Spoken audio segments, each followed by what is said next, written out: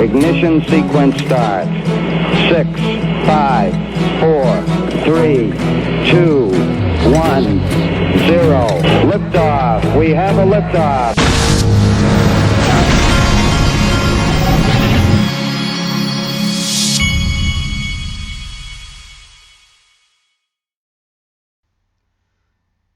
Hey everybody, this is the Digital Asset Investor, and the man that you are looking at, you have seen him before on this channel. His name is G. Edward Griffin.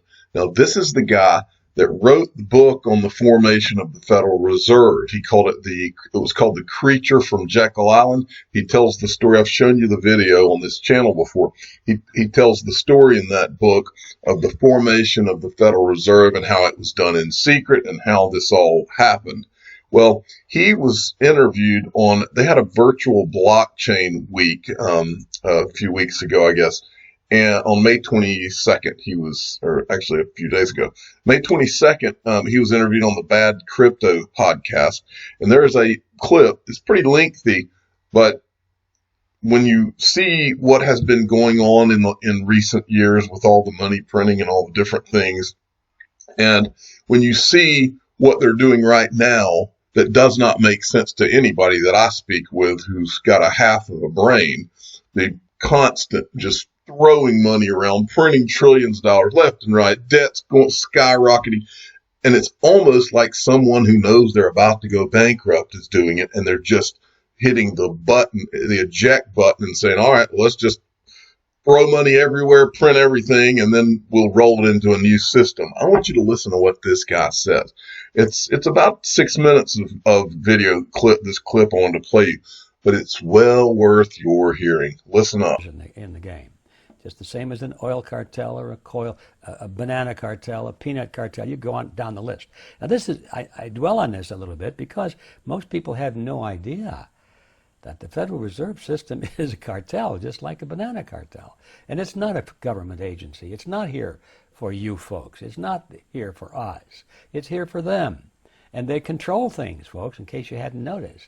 Even when Congress has to be called in to raise their hands and vote on the creation of a lot of money, what they're authorizing the Fed to do is something they can do anyway now, is to create money out of nothing.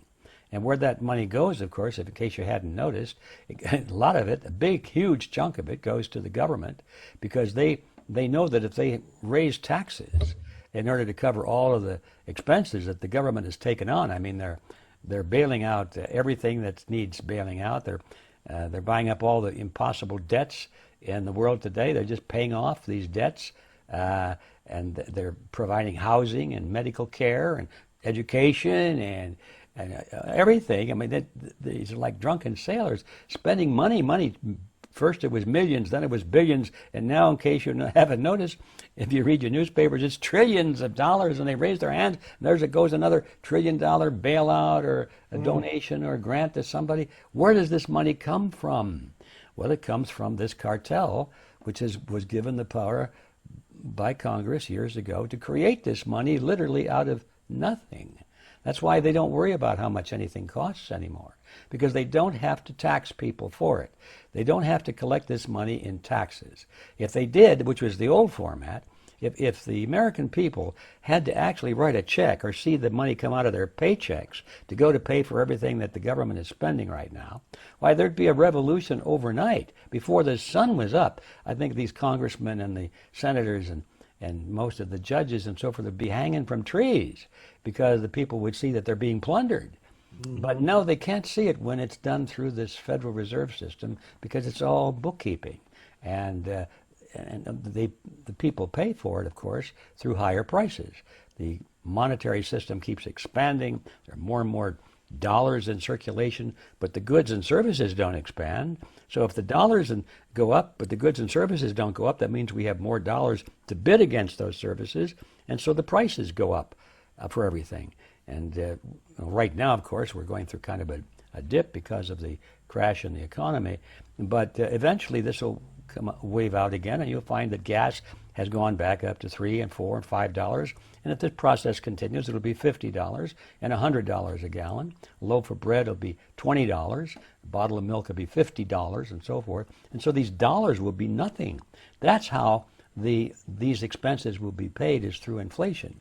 Now that's all background. We'll come back to your question. You say, what's going on in the world today with the Federal Reserve System? Well, that is what's going on today, is that process that I've described, in which the government and the Federal Reserve, which really are essentially the same thing right now, they like to pretend like they're independent. They pretend like the government is controlling the Federal Reserve.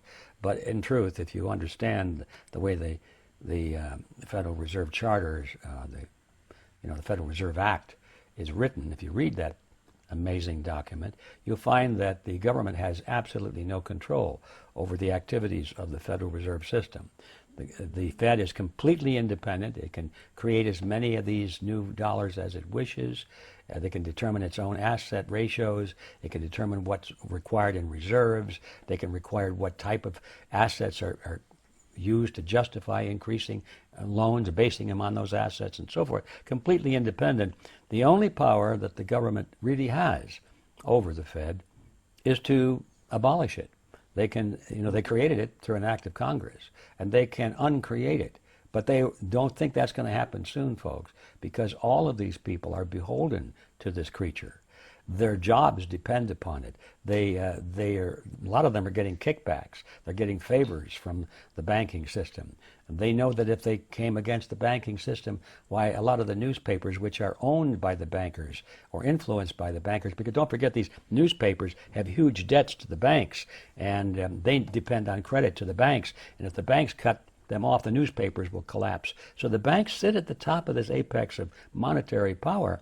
And nobody's in business or in government is going to challenge the banking system seriously, because if they do, they'll be knocked out of the ring, and they know it. So it's not going to happen that Congress is going to abolish the Federal Reserve System unless and until people like myself and you and others in what we like to call the alternative media now, unless those people get really busy and get the word out to the public, which is really being messed up. I mean, the public has no inkling of this, and it's not an accident that they don't know about this, because the media is not telling them, and it's not about to tell them for the reasons which I've just outlined.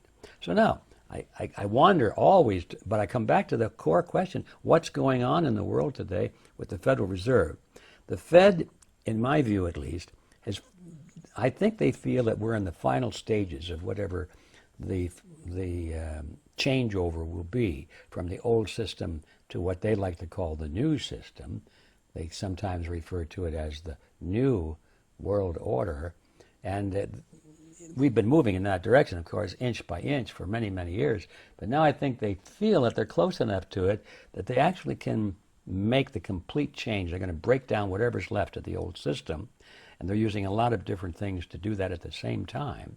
Is to just crash everything, because out of the ashes they can build it, and people won't object. Now, if you just said, I want to change the system to one of total control over you folks, I want you to depend on the state for everything, your food, your shelter, your education, everything, and people are going to say, no way, no, you're not going to do that. But if all of a sudden you don't have bread on the table and you can't pay your rent, and you're being forced out, you have to live under the bridge, and you're being attacked by something you think is a horrible pandemic, and everything is falling to pieces, and maybe you're going to have a foreign war, and God only knows, there are all kinds of things dumping on you. Finally, you're in a state of total despair, and your resources are gone. You're on your knees, and you're begging for food and shelter. Now you're not thinking about, what does the Constitution say about that? Nobody thinks about laws or rights, human rights or anything. They're worried about survival. And this is how the game is played. And most people don't realize that. They think this is science fiction or something. This is real. And so that's what's going on. I've been talking around it, but I'll come back to it one more time. What's going on with the Federal Reserve? The Federal Reserve and the banking fraternity is really at the core of all of this. If you trace it to those roots I was talking about. And they intend to do more than banking. They have turned their banking powers, the power of money, They've turned that into a weapon to change the system from what we used to enjoy as the freest. All right, I just thought that was quite an interesting clip and worthy of your hearing. I watched the whole video, but that particular clip where he's talking about rolling this into a new system in the New World Order, it grabbed my attention. I thought it would grab yours. Now, against that same backdrop, Michael at VAL5 Links tweeted this out. Almost 100 countries have applied for a bailout from the IMF. The IMF has a $9 trillion aid fund. Most of the fund comes from the G20 nations. What this reminds me of is the Jim Rickards video that I played you maybe a month ago, where he says that the IMF would be the lender of last resort. It would be the only balance sheet that was left that could handle what's coming in another collapse, in the current collapse we're in my opinion. Okay. And then also Michael at VAL5 Links, he had tweeted this out, that Binance has added XRP options, expanding the coin's liquidity. I'm not going to go very far into that, but I just wanted to show you that they have added XRP options on Binance. Now, this was interesting, and I'm not going to go into the article, but I did want to tell you my understanding of what happened here. Bitcoin keys from Coin's Craig Wright claimed in court he controlled have been used to sign a message calling him a fraud. So apparently, some of these Bitcoin wallet addresses that he said in court that he controlled, apparently someone moved some Bitcoin and put a message in there calling him a fraud. In other words, saying that he's lying, proving that he would be lying if that's what he said about having control of these particular addresses. Now that has got to be a little awkward for him. Now, I'm about to show you, this is an interesting article from May 22nd for two reasons. The first is the title here, JP Morgan CEO held secret meetings with Coinbase. Okay, it says right here that Jamie Dimon hosted secret meetings with Coinbase CEO Brian Armstrong as early as 2018. Now remember, that's why at the same time he's calling Bitcoin a fraud in public and all this stuff. Meanwhile, he's meeting behind the scenes with Brian Armstrong, who is the CEO of Coinbase. So as we said in all of 2018, don't listen to what they say, pay attention to what they do. Well, we didn't know that Jamie Dimon was doing this, but he was. This tells you a lot about how these people operate. Now, the other part of this article that's very interesting is down here, and I wanted to read this to you, because what I'm about to read to you, something similar could be in the works for Ripple. Now, I have no way of proving this, but Ripple has told us, or Brad Garlinghouse has told us, that Ripple is not going to be the first, but they'll be somewhere in the mix of the first few IPOs. And the companies in blockchain in the U.S. that I think would go first would be Coinbase, Circle, Ripple, and maybe one or two others. Okay. So watch this. Okay. It says Coinbase is reportedly considering an IPO. Robert said he has it on good authority that Coinbase wanted to launch an IPO this year, but their plans were stalled. Robert stated the IPO could still go ahead next year, but the manner in which the IPO takes place could be much more important than its date. This is where it gets really interesting, folks. Roberts would like to see Coinbase do something a bit more crypto-oriented than just a traditional stock offering. Anything less will be a betrayal to the crypto world.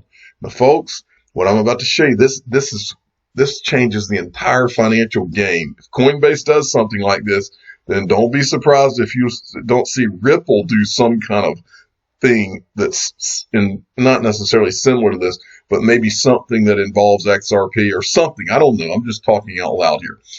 He says, let's go down to here. Fred Ersham, co-founder of Coinbase, has told me and others at Coinbase they all have a passion for crypto, and if they just do a conventional stock listing, that will be a little bit of a betrayal to the world of crypto and to their own ideals, said Roberts. Roberts proposed that Coinbase IPO should be launched with 50% of the shares coming in the form of blockchain tokens. I'm kind of rooting for Coinbase to be bold, and when they do their listing, to see half of that become blockchain tokens and issue a Coinbase token like finances, he said. Now that is fascinating. It is going to be very interesting to see how these blockchain companies, there's no telling what's going to happen, like when Ripple does an IPO. Remember, over at SBI, over in Japan, they have been offering XRP as dividends for, I believe it was SBI stockholders. And I think SBI owned companies that are, I guess, public companies. A lot of different companies, the way I read it, were offering not stock options, but offering dividends in XRP. It will be very, very interesting, folks, to see where all this is going. Okay. Now, next, James Rule XRP. XRP Ledger deletable accounts are now available thanks to Vitzavin and Nixer FM. I'm not sure who this is. Let's see. Okay, probably just a developer. Delete your XRP Ledger account to get back 15 XRP of the wallet reserve, available when you update some app to the new 0.5.0. So basically, it looks like Vitzavin has added a thing on his app where you can. The way I see this is you're able to delete your XRP Ledger account and get back. So I'm assuming the XRP comes into your Sum app from the accounts you're deleting. That's what I assume is happening there. Okay, now wanted to show you this. I wanted to talk to you about VeChain for a second. XRP VET Diamonds to the Sky sent me this. This is an article, and it's interesting that he sent me this article, but because it just so happens that today I'm going to be doing a phone call with one of the people that is involved in this play table VeChain and VeChain as well. One of the people out of California that's involved in this. I'm going to be doing a phone call to find out more about this and how it works. And so I just wanted to show you here and I told you the other day, VeChain is one of the digital assets that I think is going to have real utility and has real investors and has some interesting things going on. This play table somehow, I don't have a complete understanding of it, but it somehow uses the VeChain blockchain. I'm going to find out more today, but I did want to show you, Sonny Liu is the founder of VeChain. He's the CEO. And I wanted to show you this. PricewaterhouseCoopers is one of their partners. And then also LVMH, Moet Hennessy Louis Vuitton. So that's Louis Vuitton, the same Louis Vuitton you know of. And then here's where they talk about the play table. I wanted to show you a small clip. This is Sonny Liu who founded VeChain. This is just a short clip I wanted to show you. And what I thought that was very interesting, because in this clip, Sonny Liu, the first thing, well, he doesn't really come out and say it, but he's dancing around it, how Ethereum is not, in so many words, he's basically saying Ethereum, these guys have kind of dropped the ball. But after that, he talks about what he did before he even started VeChain. And this is one of the many things that makes me, that has me very impressed with this guy and what they're doing. Listen to what he says. Tool or product or platform is still not there. There is a gap over there. From my point of view, not only about the technology part, but also about the governance and the business as well. We have done something no one ever did before. Like before we create VeChain, we interview 40, 50 something executives from different enterprises. Well, thanks for my previous career life, I was a C-level person, so I'm able to touch those executives. So I just have an interview with them, ask them the question like, okay, firstly, if you like blockchain, what kind of platform you want to build on the public blockchain applications, right? Secondly, what's the reason you don't try to use them? And what the barriers, what's the hurdles, or what's your expectations? If you really want to run your business application on a blockchain, what do you want? And in summary, we collect all of the feedbacks and creating, we decided to lean more technical features to business friendly, to allow those enterprise and try to build up applications like very easily, not like, well, I have to say that, but Ethereum, it's open source. They continue to iterate that.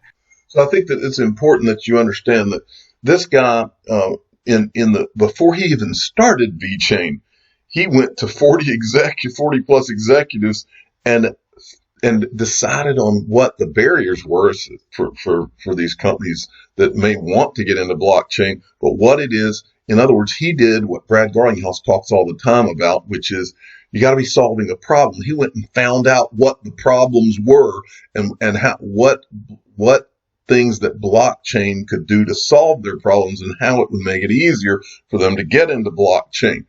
That, to me, tells you plenty about this guy and VeChain. I'm the digital asset investor. I'm not an investment advisor. This is for entertainment purposes only. Please subscribe, hit the like button, and tell your friends and family that I do find VeChain very fascinating. Thanks for listening.